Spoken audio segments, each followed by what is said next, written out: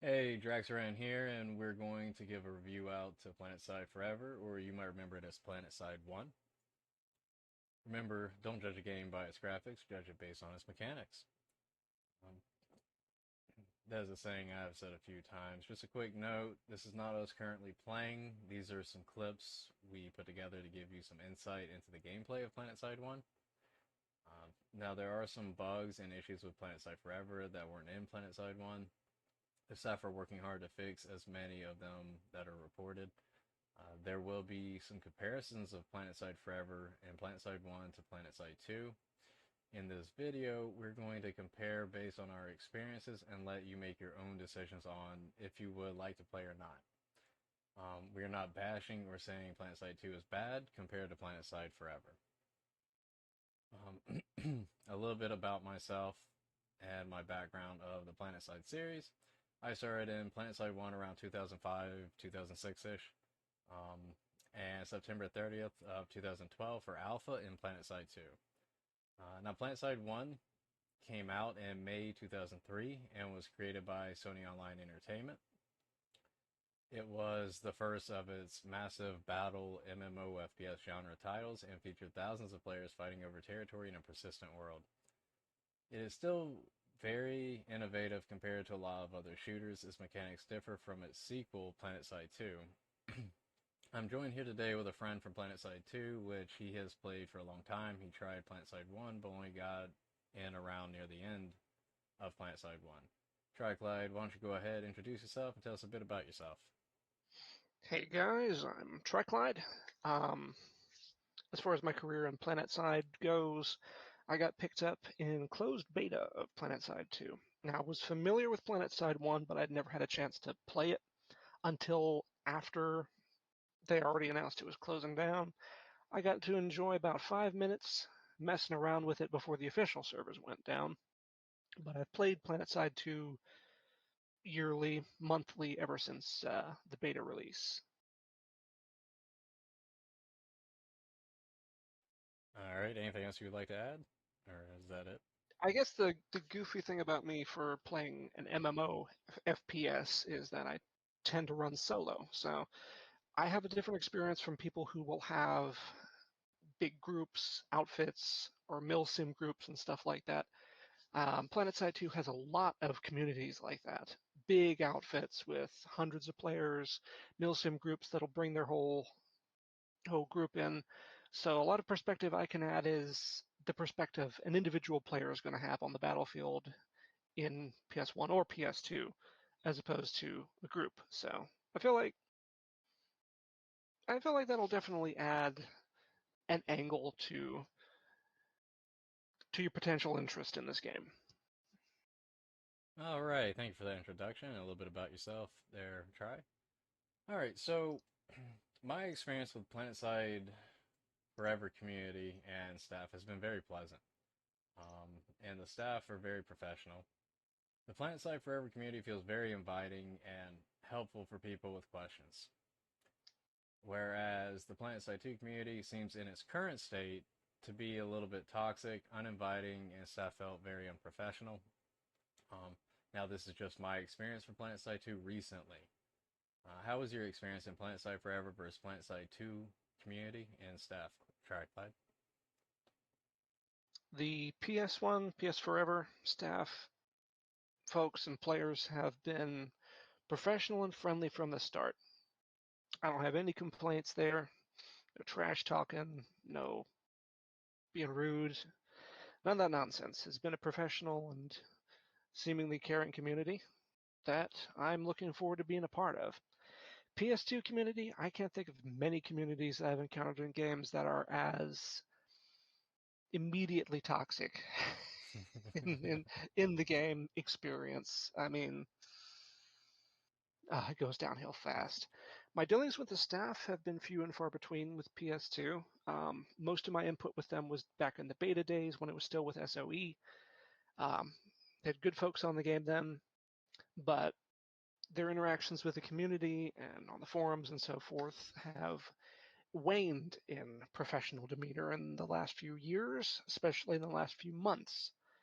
Um, there's still good folks in the game. There's still good folks in the staff.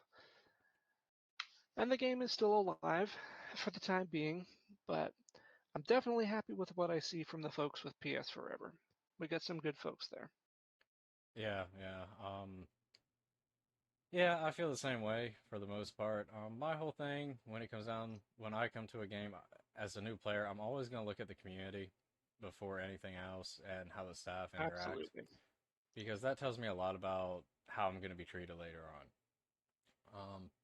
And not saying Planetside 2, anything really bad about like GMs that respond to your tickets. I've had very few interactions with them. Mine's in relations to actual, you know, people within the community or that moderate said community. Um, anyway, so moving on to our next little thing here. To myself, I felt the mechanics were more fluid and enjoyable in Planetside Forever than in Planetside 2. Uh, Cry, tell us as a semi-new player to Planetside 1 and a new player in Planetside Forever, how do the mechanics feel compared to Planetside 2's mechanics? From the get-go, pretty straightforward. Your movement's snappy, aiming is snappy once you get your mouse sensitivity straightened out. Um, Mobility feels better. Mobility in Planetside 2 is very linear. You can only sprint forward, and you're going to shuffle side to side or back and up. And the first thing I notice is that you can move a lot faster, and it responds more snappy in the PS1 engine, which obviously can translate a whole lot to how it feels to play. Because if it feels bad to move, it feels bad to do anything. That's very true. As far as battlefield mechanics, it's straightforward. You can see the color of the dude you got to shoot at. I like the reticle more. The reticle in PS2 I've never liked. It feels almost irrelevant the way that it works. The little I don't know. I never liked it. I like the PS1 reticle. I think one of the things I Uh, like the most about one of the mechanics is the fact we can go into third person mode. Yeah. Third person in infantry is nice. Now Mm, PS2 only has third person for vehicles. yeah. Yeah. It's also mechanically speaking in PS2, aircraft is another big example where ooh, aircraft in PS2 are an experience. Like there, Oh yeah, I can't fly there's one not still much to you this can day. compare them to. Not effectively. But I can you hover and can't shoot. in the PS1 engine, you can't really do a full aileron roll. Hmm. So your mobility is snapped to a horizontal axis, which is a whole lot easier to manage. True. Very true. All right. Is there anything else you would like to add before we move on to the next? I would also say that with the way the inventory system works, instead of loadouts in PS2, you can make your own custom loadouts, which is nice. Yes, you can make custom loadouts in PS2, but everything is to a slot. You get a primary weapon. You get a set amount of ammo for it, no matter what. You get a secondary weapon. You might get a gear slot. All of that is locked. You can't change anything. You can't customize your role. Mechanically speaking, there's a lot more flexibility and customizability in the older system, a lot of which was lost when they streamlined it for PS2. So, as far as the experience, you can cater it a whole lot more to the way you want to play, the way you want to approach the battlefield, or the way you want to support your team in PS1. I do agree with a lot of that, honestly. All right. So I feel when it comes to the learning curve, it's steeper in PlanetSide 2 versus PlanetSide 1 and PlanetSide Forever. Um, as there are less things such as equipment rating and the example of that, like nanoweave armor, it's changed from what it originally was, which was like, hey, small arms fire to snipers and specific weapons. And other class specific type of equipment. It takes a lot of understanding to really be able to play that versus PlanetSide Forever, which is, hey, grab gun, grab med kit, got my implants, let's do this thing. What are your thoughts on that, Triclad? I view the curve in two ways. You've got an experience curve and you have a learning curve. Learning curve is how easy it is to get in to something and how easy it is for you to learn how to improve, how to get on top of the game. The experience curve is, in my way of speaking, how you feel when you get into the game. The experience curve in PS2 is absolutely brutal because when you jump in on a new character, you have all default guns, you don't have implants, you don't have any slots, any suit slots, nothing inserted. So you're just, fresh meat walking around. And that doesn't feel good. And that on top of the learning curve, especially if you pick TR, just my personal opinion there, the learning curve is brutal. PS1 doesn't have so much of an experience curve like that. The experience will get better, but it doesn't start out so heavy. The learning curve is simple enough. You've just got to grasp the equipment system. That's not hard. You can save your loadout. Loadouts are easy. Everything tells you what it does right on the tin. And you don't have to pick between 60 different primary weapons on your character. You've got categories. You've got items in that category. Some of them are faction specific. Some of them, I'm assuming, are universal. Yeah, some of them are. So that keeps it from diluting the experience there. Yeah.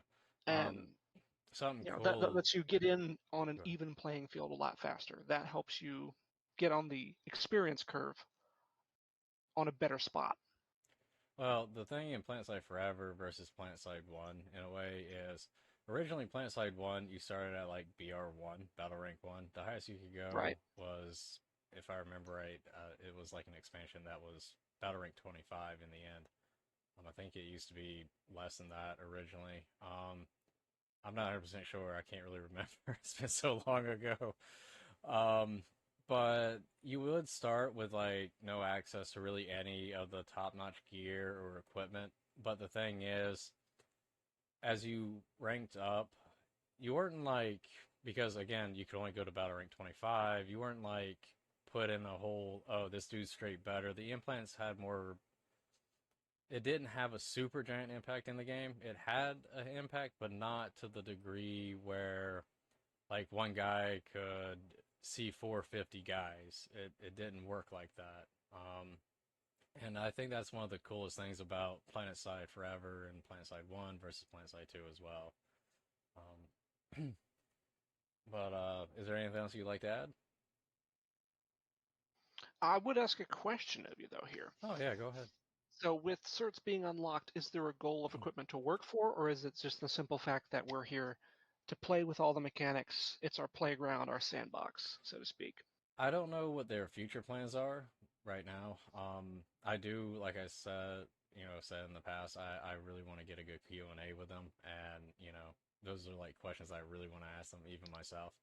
Um, Yeah, so we'll get there. yeah, we'll eventually get there, but I do know currently you start at Battle Rank 15 and they give you all the certs because, I mean, everybody starts on basically equal footing. Yeah, and It, again, that's going to improve that experience curve. yeah, it's gonna already put you right there where, hey, even if this guy's BR25 at this point, you can still fight against him. Which is a very good thing in my honest opinion. But we'll see where they go I more with agree. that. All right, so next thing, because I know people want to know about this, and because I've seen so many questions, and one of the things is like capture the flag versus the capture the LLU. Now there are notable differences between these two. Capture the flag, you would attempt to stop the enemy from capturing the flag and sabotaging their capture point. Whereas the LLU, you would stop the enemy from making it to from your base to their base. And but even once you killed the guy, you couldn't pick the LLU back up, and instead you would have to defend its position from the enemy. What are your thoughts on that, Triclad? The way that works kind of reminds me, in my head, my poor addled head, of Tribes Ascend, which I had a lot of fun with, but that was the kind of thing. You had the flag bearer, mechanically the same sort of thing. But Yeah. when they went down, it wasn't that it just popped back where it came from, which is how it works in PS2. Mhm.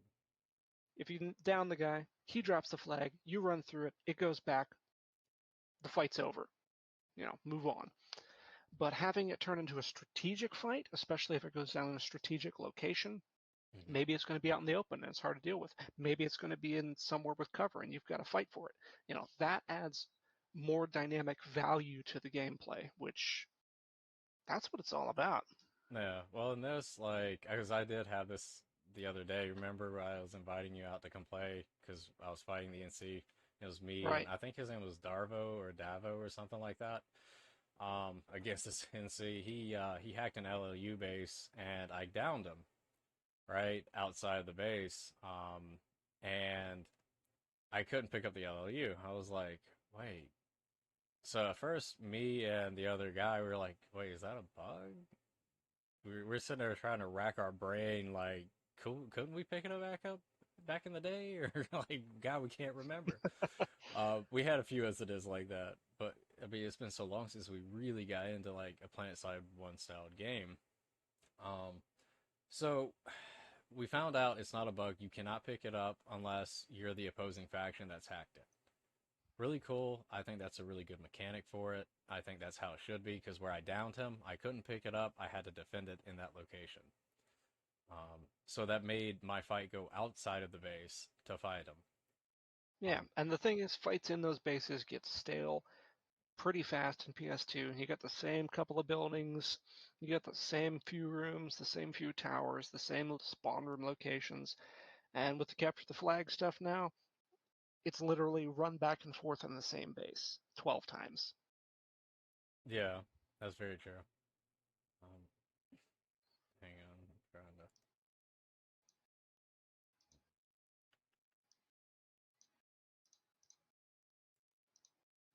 do something here. All right.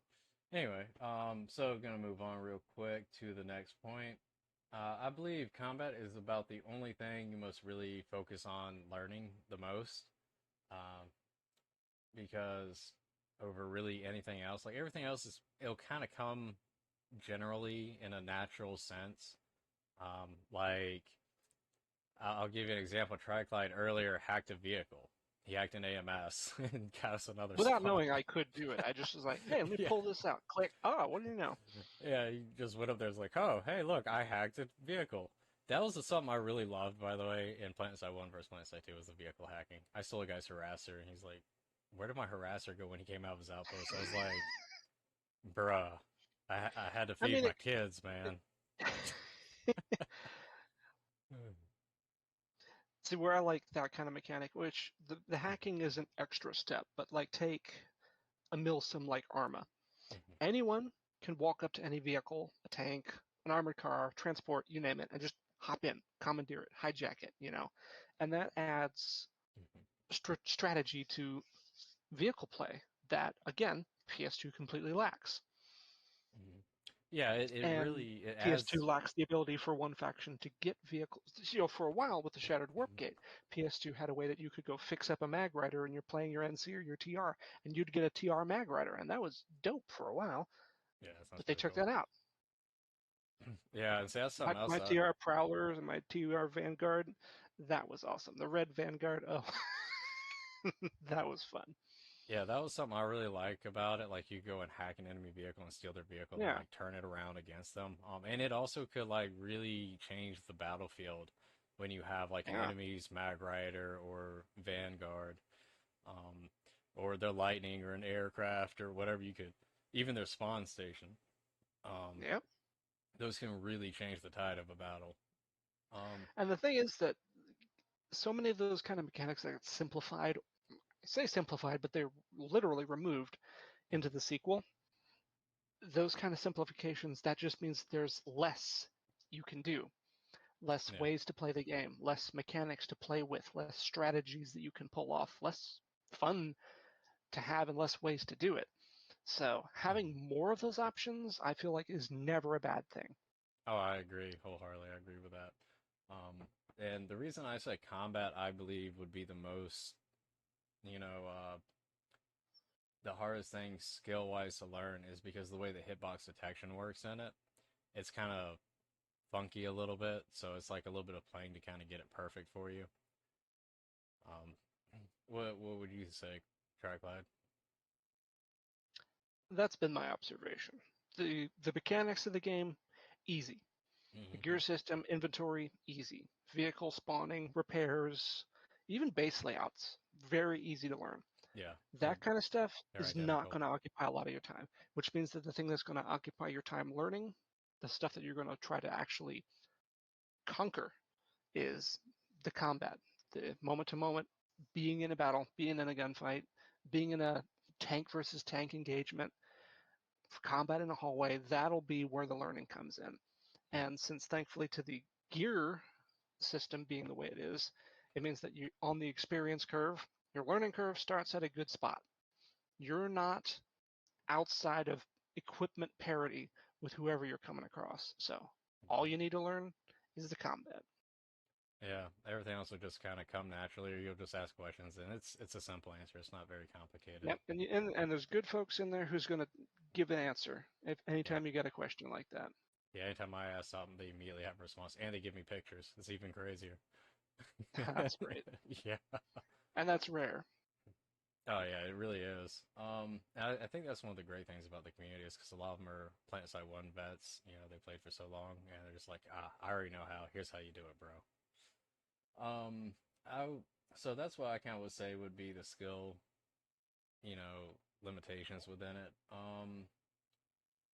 The other thing that I know people are going to want to know is what kind of devices can run the game. Well, as far as I know, any kind of Windows PC or laptop can run it. I'm not sure about Mac. I don't believe Mac can run it, but it may. I'm not 100% sure on that. But I do know, and you're going to love this, Triclide. I know you're going to love this. So, currently, there is a community member in Planetside Forever, and they are working on making a mobile application to play it on your phone. What are your thoughts on that, Triclide? Might be my first mobile game. I know, right? I definitely would download it. But yeah, the good thing about games like this that are, you would call them, I guess, legacy at this point, Yeah. as far as graphics and stuff goes, it means practically any machine on the market circulating around these days can run it. You know, back in the good old days when games were on a floppy disk and you had 512 megabytes of RAM, if a game came out like this, it would probably have trouble running it.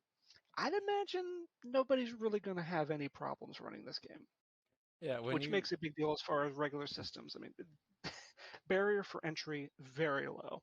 Yeah, I know when I was playing, I had like even in combat, I think it was like between 3 to 400 FPS normally. I was Yeah, like, this is perfect. it's like basically infinite. Yeah, like I mean, it just doesn't have any problems. Um, that's the kind of devices that we know can run it. And another thing that people are probably going to know about is the customization, right? As far as I know, the most customization is the voice and face at the beginning. In your faction and your name. But I'm not sure if you could or not back in Planetside 1 originally, if you could change like camo colors and stuff. But I do remember that based on your certain battle ranks, your armor would change colors. Like TR would get more black where they were gray, and probably even a little bit darker red. And then you had NC who would get more yellow where they were blue, and then they would get darker blue around the final one, and the yellow would kind of go back to normal. Probably like be a little bit more goldish maybe. And then you had the Vanu Sovereignty, who I can't remember if they started at teal or purple, but either way, it would go and change based on your battle rank. Um, what are your thoughts on that, Triclad? I always like systems where playing and achieving will earn you cosmetics as Oh, opposed to buying them. PS2 is all about buying cosmetics, buy true. camo, buy helmets, buy armor sets. Part of that with the whole camo thing is in PS2. I remember there was a big thing when the giraffe camo came out way back when, where people were like, somebody could buy this and be effectively invisible to other players just because the way the Indar map looked back then. It was perfect camo, and anybody who bought that would have an advantage visually concealed over somebody who didn't. You don't really have to worry about that in PS1 because the armor sets, the armor colors are distinctive enough that a glance is all you need. Yep. You can Definitely. recognize that IFF, visual IFF is very simple. In PS2, visual IFF is not simple at all. Now, I know everybody loves these days to be able to customize, and at the very least, PS1 and PS Forever, as a result, you've got standard armor, light armor, the Rexo heavy armor, and an infiltrator suit. So you've got suits, you've got, I think it's something like 12 faces. No, there's got to be more than that. I think There's there's a a lot lot more more than face options. that. PS2 And there's has female versions four, too. yeah, PS2 has 4 face options for Yep. males and females that are identical for across the factions. Mhm. And you only get one voice for free.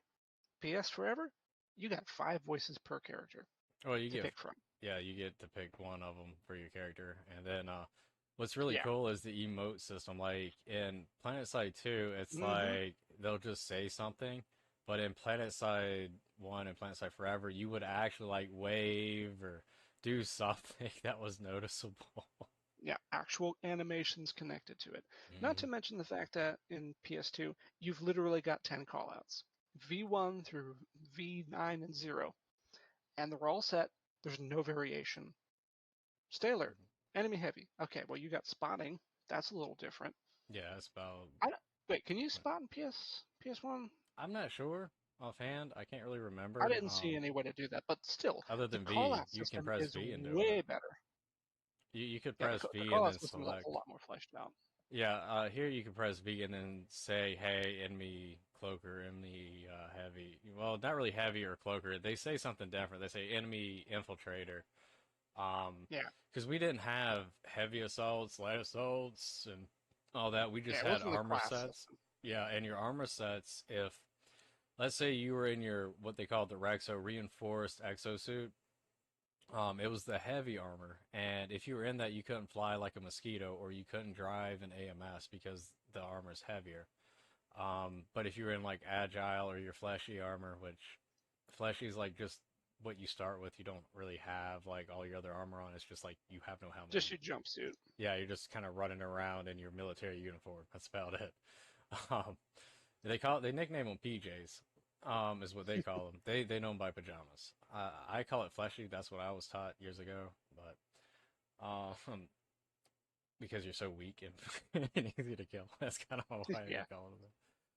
But yeah, so that was kind of like one of the things I like more about it is there are no jump jets past your BFRs, and if I remember right, I think the Vanu Max has a jump jet, but standard infantry you don't have one.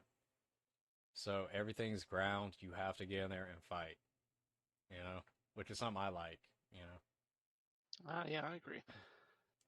But It all right, levels the playing field. Once it again, it that does, that helps with that experience curve. yeah. And so do like so. I'm gonna talk a little bit about implants real quick. One of the cool things about the implants is like so you don't have like 100,000 different implants. Everybody has access to the Oh, basic implants, and yeah. they all have their own functionality. And we were playing earlier, and I was asking the guy his advice on implants because I haven't played them forever, so I'm trying to learn or relearn really. And I asked him, he told me, well, you might want to have this implant. So I swapped it out for the second one implant, and it was the what did he call it? You remember? Enhanced targeting. Enhanced hardening, that's it. And it shows my opponent's health. Well, something funny about it was I asked him, I was like, well, what other implant should I get? He's like, well, what do you want to do? I was like, well, I want to be able to stay in the fight. He's like, he was telling me, well, if you want to run fast, get the bionic leg implant. If you want to stay in the fight, well, that's great. Just get the personal shield implant. And everybody has access to the same implants. So you Exactly. and you'll love this one though, Tracklight. You'll love it, dude. One of the implants lets you see cloaked enemies. Which is a great idea. Yep. So it looks kind of like the infravision on Planetside 2, but you can actually see cloaked infiltrators. So that's a great thing, if you ask me. At least in my opinion. I don't know how you feel about that try. I agree with you. The problem with infiltrators in PS2 is that there's no reliable counter to them. I'm sure you've got the guys with the flashlights running around, but if you put a flashlight on your primary weapon, you can't use it unless you're standing still or you're walking. If you're sprinting, you can't use it. Infiltrator can sprint, and that doesn't hurt them. So Hmm. outside of a certain range, they're basically invisible. And if you can't see them, Hmm. you can't hurt them, which, tactically that's fun, but it also takes the fun away from whoever you're ambushing with it. So Hmm. being able to make a loadout specifically, because not everybody's going to run that, but if you've got a squad and somebody's in there who can spot infiltrators cloaked up, you've got a role to play with that. And again, that's more that you can do, not less. Hmm. Yep. And that's kind of one of my takes on it. Like without having the jump jets and stuff, you still have light assaults, but they just can't jump over the wall. They have to, they have to go around. They have to, because they have the agile armor. They're just going to run a little bit faster, have less armor. But Yeah, and they see that the kind of lines up with something that I had suggested back in the beta, which mm, never happened. Was I had suggested a foot-based assault class that doesn't have to be light assault with a jump jet and doesn't have to be medic with a medic gun, who can just focus on using assault rifles, and that's effectively what you've got. You've got medium, essentially the medium or the lighter armor and mobility, and you've got your assault rifle. Well, you're not even limited to using the assault rifle. You can use the mini chain gun. You can yeah, bring a rocket launcher. yeah, true, very true. And that's one of the cool things is the strategy that adds that you have to flank the enemy, and I'm gonna send the guys that can move fast because at least I know they can get around. Um, but so another thing that a lot of people are probably gonna ask about is how is the latency or rubber banding? Is it an issue in combat, such as that? Well, for my answer in this, I'm gonna have to say I have an Ethernet connection, so it's not a big issue to me. Meaning I'm hardwired into my modem or router. And so, how was your experience in combat, Tripod? And why don't you tell me a little bit about your internet? Oh, my situation's fun. I live out in the middle of nowhere, so all I can get is satellite internet. It's good enough though. I did not notice any rubber banding. I didn't notice any latency issues. What I would notice if I was having trouble with my signal, which last time we were playing there was a storm overhead, Hmm. not the best signal connection. The worst thing I got was a door wouldn't open until the signal came back online. No. And how long did that last? 5, 10 seconds maybe. Ain't too bad. Yeah, so nothing that's going to impact gameplay. I also like the fact that you Hmm. can basically log back in where you left off instead of getting put right back in Oh the yeah. warp gate or sanctuary every Or, single time. or if Because that if you get area's, disconnected, hmm yeah, you can just pop right back in. or if you wait a little bit and let's say that base gets taken, it kicks you to the next nearest base. Yeah, So that's I pretty I cool. do like that. Yeah, yeah, I like that a lot better than you starting all the way back. Um, I think that's one of the cool things about the game is everybody's like faction specific warp gates are on like way completely different areas. Like they're not even on the same map. They're all on different like planets. Hmm. So to warp gate somebody, you really have to be pushing, and they have to really be losing. I'm not saying it's never happened. I'm pretty sure it's happened, but it probably was a lot more difficult than what it is in Planetside 2. Um, But considering the way that it works in PS Forever, it's not like you're going to have the chosen battlefield of the hour, which is what mhm. PS2 has all the time. Whether it's just because they pop out an alert or there's literally only one continent open, effectively anywhere you've built a lattice to in PS Forever, you can go there. You can start a fight there. Yeah, and something else I like about it is on the map, if you go from, let's say you take this one planet and you want to go to the next, you don't redeploy. You go into a warp gate that takes you directly to that planet, like how we went from Crescent to Ezimir. We had to go through a warp gate. And we did it in an aircraft, did we not? So, And we took it with us. yeah, we had it with us. Imagine that. So if you have Ancient technology right there. if you have like armored columns and aircraft flights or I forget what their technical term is, wings. I can't remember. You would Squadron. squadron. That's it. Thank you very much.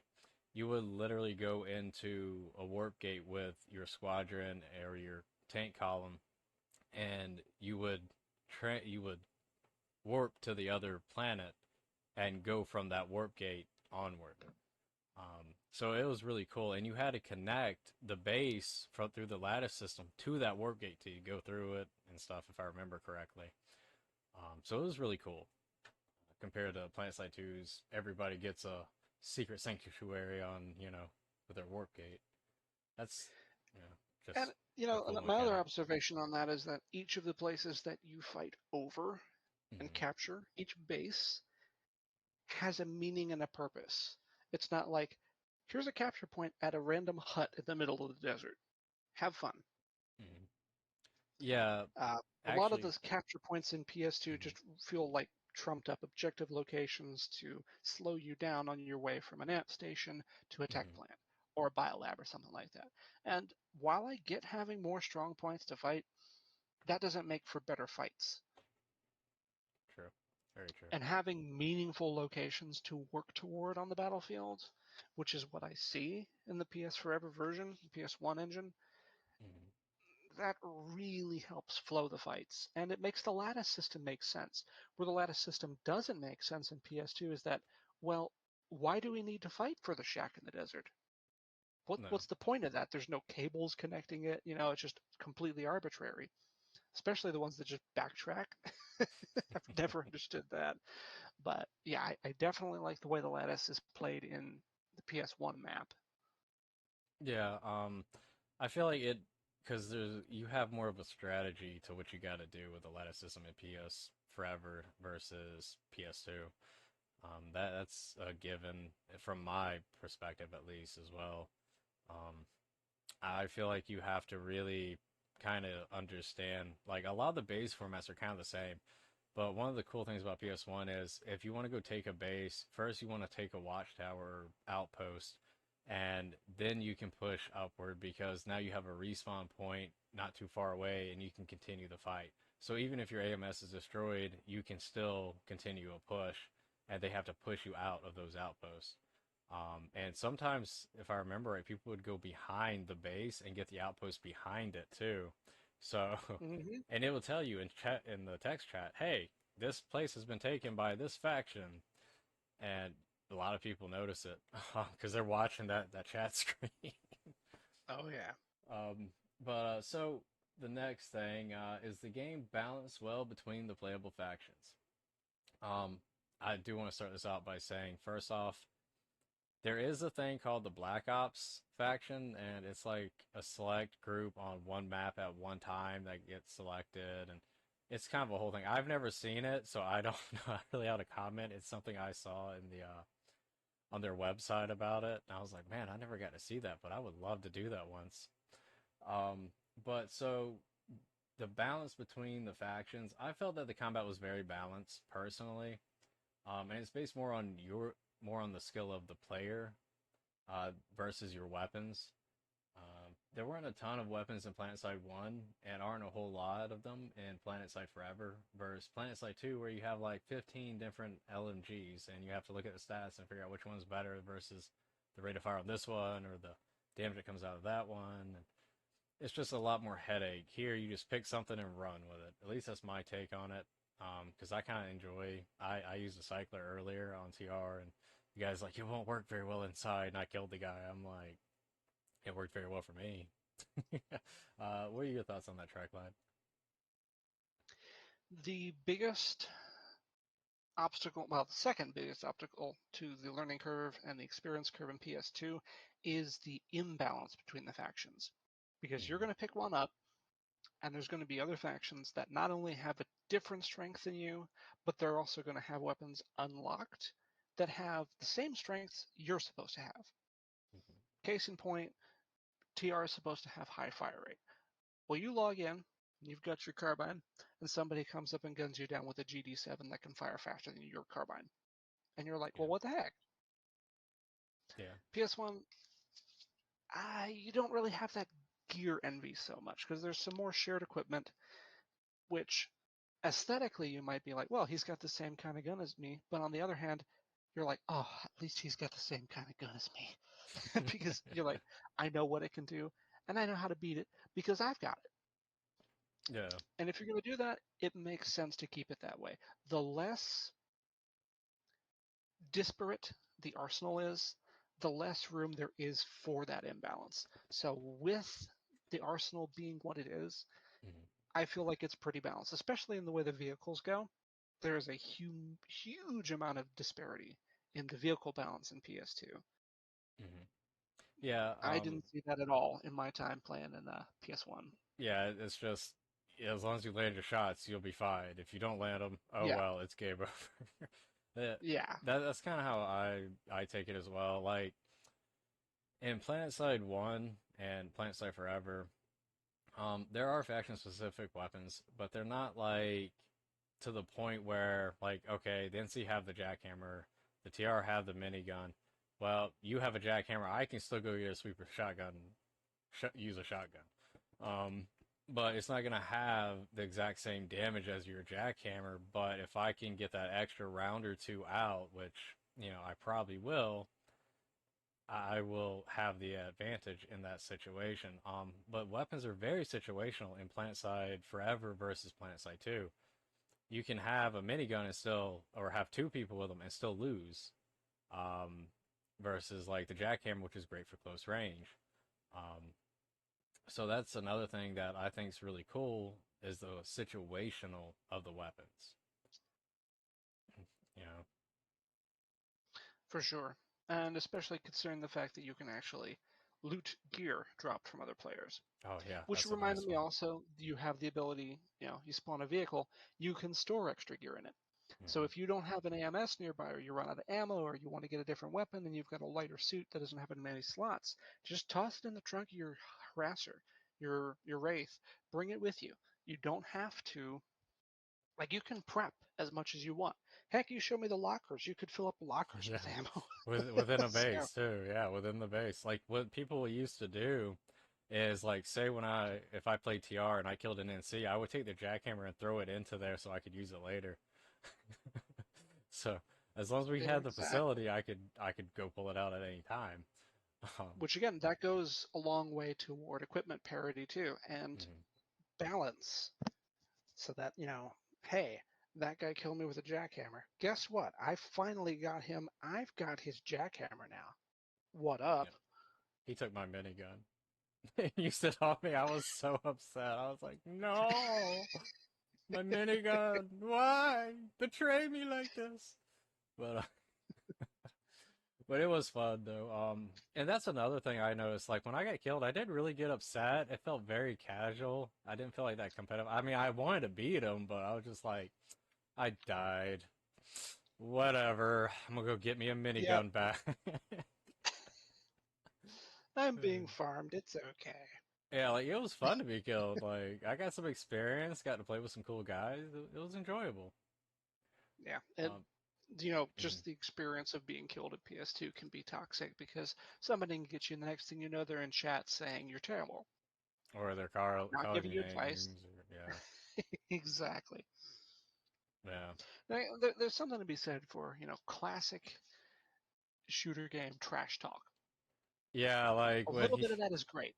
when you remember when I think it was Untouchable said, "Hey, uh, I'm your training day" or something like that, and then I was just like, "What training day? This is easy for me." Some crap like that. Exactly. Like that kind of talk is good. It's not toxic. It's fun. It's all in good fun, and Mhm. that's the mark of a good community to me. Yeah, it wasn't like harmful trash talk. It was funny trash talk. Like it was like a comedy battle. Exactly.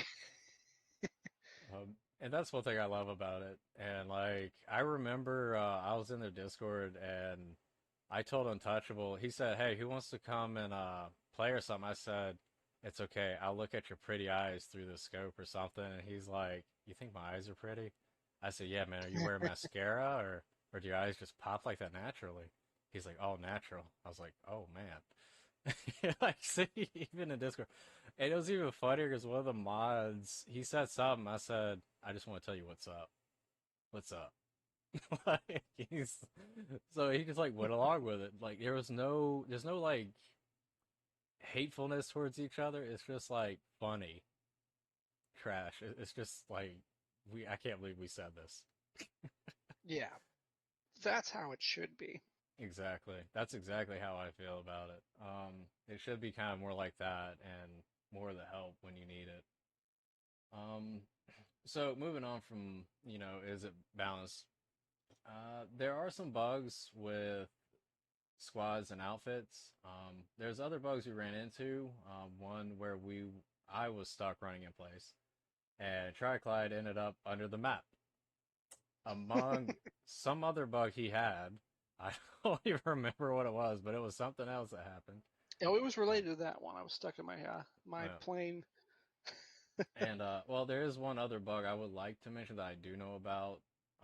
Was an aircraft ceiling bug where the guy kept flying way higher than the ceiling was allowing. Like he found a way to kind of get around it, and our pilot was having issues fighting him because he would get out of the range that way. But anyways, would you like to comment more on the bugs you ran into, Trackpad? Number one, don't use your afterburner against the side of a building. What the heck happened? That's how it got jinked under the map. Um, That would be a good way to, fall out of the world. as far as PS2 goes, if you did something like that in PS2, you'd be able to dismount, stand underground, and shoot up through the ground and exploit.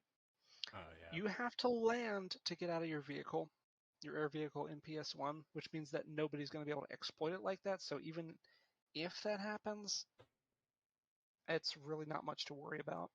And I tried reproducing it, and I couldn't even reproduce the bug. So it just seems like circumstances aligned to make it happen. It was totally Um, the internet. the internet got me. Yeah, I just got The sucked into the ground. interwebs. But It's the AOL connection. other than that, it really was basically a bug-free experience for me. Yeah, I really didn't run into too many horrible bugs. There were things that I thought was a bug, and then I realized, oh, it's That's just just a natural. mechanic. Like we were running the two-seat BFR, and I didn't realize, oh, Yeah. there's a crouch We had to command, crouch. and you Yeah. can get in. So again, it's not a bug. Yeah, we found It's the out the hard way. experience. You have to crouch, like, because I couldn't get in, and he's like, "Well, it has a second seat." And then when he was out of it, I was able to get into the gunner's seat, and it told me, "Oh, you have to be crouched in the We were BFR to scratching get our in." heads for a second. Yeah. Yeah, we are trying to figure it out, and that's how we figured it out. So it crouches. But so what would you say about Planetside 1 versus Planetside 2, right? That's probably going to be one of the biggest question comparisons we're probably going to have. Personally, I would say I enjoy Planetside 1 more than Planetside 2. In Planetside Forever, it feels less competitive compared to Planetside 2. Planetside Forever feels more casual to me. What would you say, Trackcloud? PS1 definitely has a casual vibe. It's not full of try-hard nonsense. Yeah, it's just full of PS2 is full of try-hard shenanigans. nonsense. I mean, almost everyone you run into is pulling off some try-hard nonsense in PS2. Yeah. Um, the biggest difference as far as equipment goes, there's more to work for in PS2. There's more weapons to unlock. There's more cosmetic customization options, but those are all to flavor. Those don't really add so much to the gameplay. The gameplay, Mm. mechanically speaking, doesn't really change if you've got a fancy helmet. Yeah, So, yeah. but as far as weapons go, you've got less to choose from in PS1. But on the other hand, having too much to choose from in PS2 has led to some ridiculous degrees of equipment imbalance between the factions. Mm-hmm. And it can be part of a negative perception of the learning curve, especially for a brand new player trying to pick it up.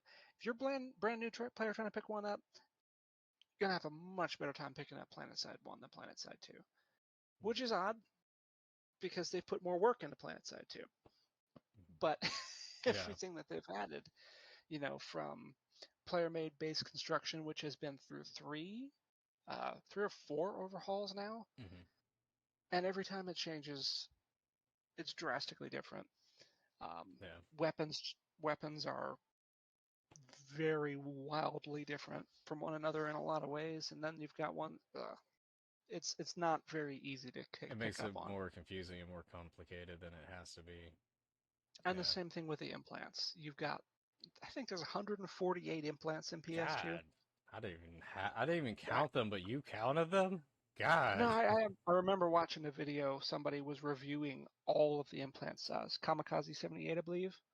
Oh yeah, yeah. He probably would have done that. You know who I That mean. big. Yeah, Yeah. he reviewed every single implant in one video, and I can't remember the number, but 148 is the number sticking in my head. And man, that's just too much. Yeah. That's way too much. Kami's pretty good with his videos, by the way. Just to let everybody know. He's a pretty good YouTuber. I think he does Yeah, if streaming. you I'm are not interested sure. in getting into PS2, he's one of the content creators I would definitely recommend you look into. He's got good guides on the Hmm. factions, weapons, and mechanics. So that's definitely a Yep. place to go if you are interested in the scale of PS2. Definitely. Um. Yeah. I gave him a shout out. Didn't even try.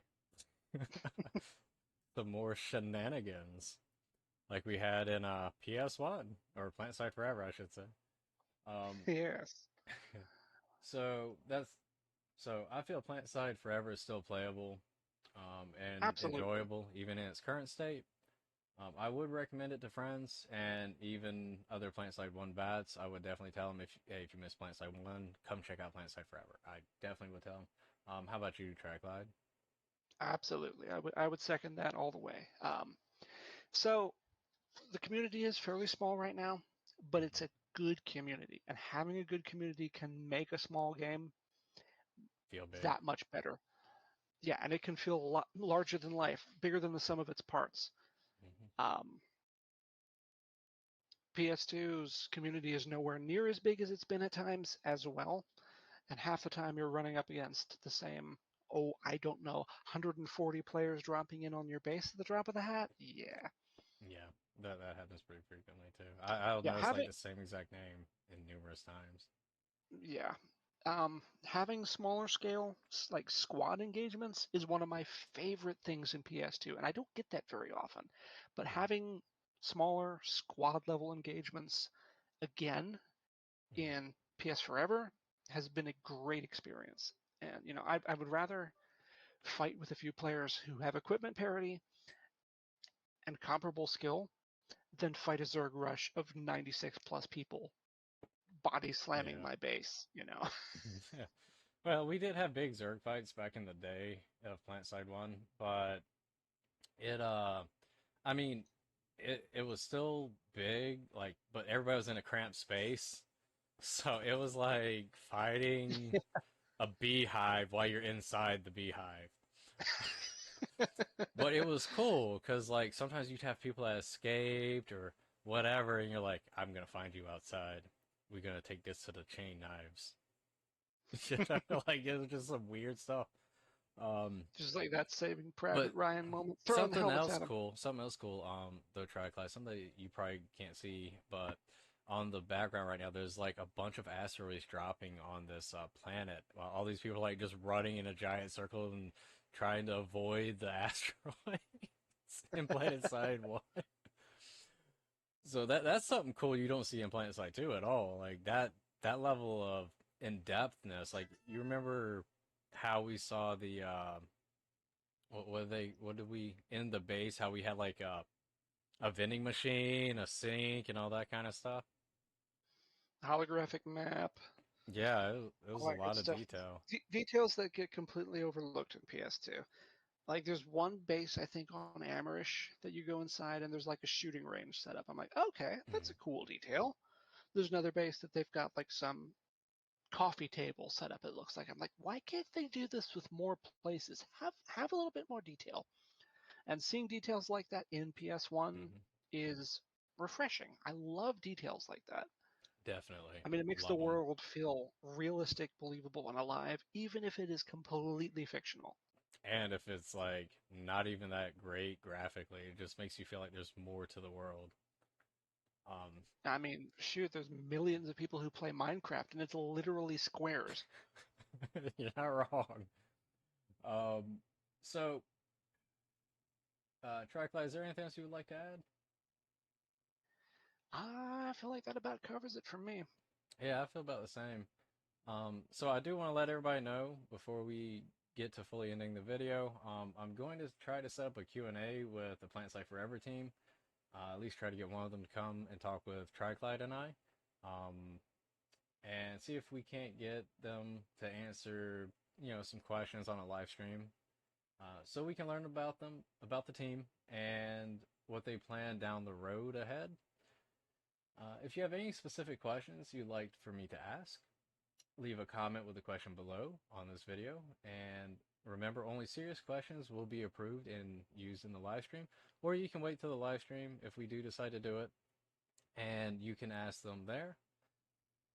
If you're interested in playing Planetside Forever, because it's an amazing game. I always suggest anybody grab it and check it out. If you have any issues, just ask in Discord or ask in the video comment section. I'll be more than willing to help. But yeah, if you are interested in playing it, in the description below, there is a link to the website. They are usually active around 1 p.m. Eastern Standard Time on Sunday. Is there anything else that we're missing, Trey? I think that's about it. Well, I'll add one more thing as far as Go the ahead. site goes. It is very easy to set up. And he gives you a lot of information on there too. Yeah, there's troubleshooting guides if you have some trouble. I had some trouble getting it started. Followed the guide, solved it.